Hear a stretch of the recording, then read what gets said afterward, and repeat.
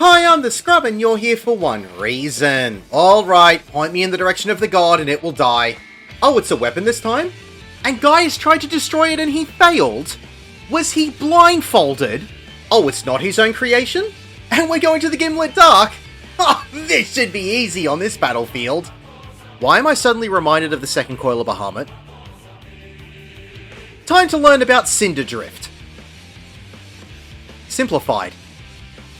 Stamp is an untelegraphed tank buster. Optimized Ultima is a room-wide AoE. Ruby Weapon will move to the middle of the room and cast Flexiclaw. I sawed the ground in half! It will dig its claws into the ground and cast one of two things, either Raven's Claw or Helioclaw. Raven's Claw will burrow its claws under the ground that will start to spread out in a pattern around the arena. The ends of these, when they have finished burrowing, will create a small AoE that you'll need to avoid or get a Vuln stack. Ruby Weapon will also create an AoE around itself that will also give you a Vuln stack, so you'll need to move away from its hitbox. It will cast one of two different attacks after this, Liquefaction or Undermine. The cast of Liquefaction will turn the ground into quicksand. To be protected from this, you'll need to be standing on one of the raised parts of the arena from where the claws burrowed underground. If you are not on one of the raised mounds when the rest of the arena turns to quicksand, you'll be hit with the debuff of 6 forms under. This will heavily reduce your movement speed as the quicksand begins to drag you under. If you are in the quicksand, you'll need to quickly get to a raised mound or get rescued to a mound by a healer, as you will only have 5 seconds to get out of the quicksand before you'll drown and instantly die. The cast of Undermine will create an explosion where the mounds around the arena are. You'll need to dodge out of this AoE to avoid the Vuln stack. The cast of Helioclaw will create AoEs that will move along the thin yellow line in the shape of a pinwheel. You'll need to dodge these AoEs as best you can. You'll get a Vuln stack per AoE you are hit by. The easiest way to dodge these AoEs is to stand in between the hitbox rings just where the first AoE intersects them. You can stand here and dodge the rest of the AoEs as they move along the line. The Ruby Weapon will turn to a random party member and cast Ruby Ray, which is a charged attack in a straight line AoE in the direction it's facing. If you don't manage to move to the side to get out of this, you'll get a Vuln stack. High-powered homing lasers will give each healer a stack marker. These will give a magic vulnerability up, so you absolutely cannot stack these together. Split into light parties in order to spread the damage properly. Raven's Flight will create arrows on the ground. The Ruby Weapon will become untargetable and travel from arrow to arrow. It will turn and move across the arena in the direction of each arrow. You'll need to stand on the wall either next to the weapon in the opposite direction to where it's going, or on the side of the first arrow against the wall in the opposite direction to where it's pointing. You will have to look for where the dashes are coming from or going to, as the weapon will dash 6 times across the arena. You will have to continue to move around the outside of the arena, making sure that you won't be in the path of the weapon as it traverses across the arena. Each dash you get hit by will give you a Vuln stack. When it has finished the mechanic, it will become targetable again. Ruby Weapon will cast Homing Lasers. This is a delayed mechanic. It will then teleport to one side of the arena and cast Ruby Dynamics, which will give it giant claws which will swipe over the rest of the arena in a donut AoE. The only safe zone for this is inside the hitbox of the boss. Directly after this, all party members will get a point blank AoE, which is the Homing Lasers cast from before. Spread out and avoid overlapping these. Mechanics will begin to overlap and repeat from here. When you get the Ruby Weapon down below 4%, it will move into the middle of the arena and begin slow casting Optimized Ultima. If you don't kill it before this cast ends, it will instantly wipe the group. Once you kill Ruby Weapon, a short cutscene will play. Once the cutscene ends, this will be a checkpoint. If you wipe after this point, you'll start from here instead of the beginning. Meteor Project will create a bar labeled Dalamud Reborn, which will automatically be full. Negative Personae will cause Ruby Weapon to become untargetable and create 2 adds that will need to be taken by each tank. If these get too close together, they will tether and get a massive Vuln down. Ruby Weapon will cast Meteor Stream. This will put small point blank AoEs on the DPS. Spread out and don't overlap these. The adds will cast Ruby Claw. This is a 5-hit tank buster. In the background, Dalamud will begin to fall. If Dalamud hits the ground when the bar is full, it will instantly wipe the group. When you defeat an add, it will reduce the bar gauge by 50, so defeat both adds as quickly as you can. As long as one add has been defeated, Dalamud will only hit for a hard-hitting room-wide AoE. After this, or after the adds have been defeated, Ruby Weapon will be able to be targeted again. It will cast another Meteor Project and create another full Dalamud Reborn bar. Ruby Weapon will have back-to-back casts of Magitech Meteor and Magitech Comet. The cast of Magitech Comet will create 4 proximity AoEs around the arena. You'll have to get to the outside to reduce the overall damage to you. 4 comets will land in the arena where the proximity markers were. You'll need to stand behind these boulders as the giant meteor will slowly come down in the middle of the arena. Standing behind the boulder within the line of sight of the meteor will cause you to dodge its AoE. If you fail to get behind a boulder, you will instantly die. Mark II Magitech Comet will create 4 arrows in circles that will slowly move around the arena. 4 players will need to stand where the last arrow will move and it will change into a solid circle. These players will need to quickly stand in these circles and catch the falling meteors. If you fail to stand in a circle by the time the meteor hits the ground, it will give everyone a Vuln stack. The party member who catches the meteor will get the debuff debuff of Atlas. They will be able to hold up the meteor for 15 seconds. Everyone else who was not caught a meteor will have to target and eliminate the meteors as fast as possible. If you do not destroy the meteor by the time the debuff expires, that player will die and the meteor will explode, giving everyone a vuln stack. When each meteor has been defeated, it will reduce the Dalamud Reborn gauge by 25. While everyone is trying to eliminate the meteors, Ruby Weapon will cast Bradamante, which is a straight line AoE through random party members. Dodge to the side to avoid the vuln stack if you get hit by them. After the meteor mechanic is finished, Dalamud will fall again, creating another hard-hitting room-wide AoE. If the meteor mechanic isn't done properly, it has the potential to wipe the group. Another meteor project will be cast, creating another full Dalamud Reborn bar. 3 outrages will happen back-to-back, which are just room-wide AoEs. 2 meteor streams will happen, everyone will need to spread out as best they can. Then 3 more outrages will happen back-to-back again. After this last outrage, Dalamud will hit the ground. If you haven't killed Ruby Weapon by the time Dalamud hits the ground here, you will enrage and have to start again. So burn down the Ruby Weapon as fast as you can. Remember to use the limit break, and congratulations, you have defeated the Ruby Weapon.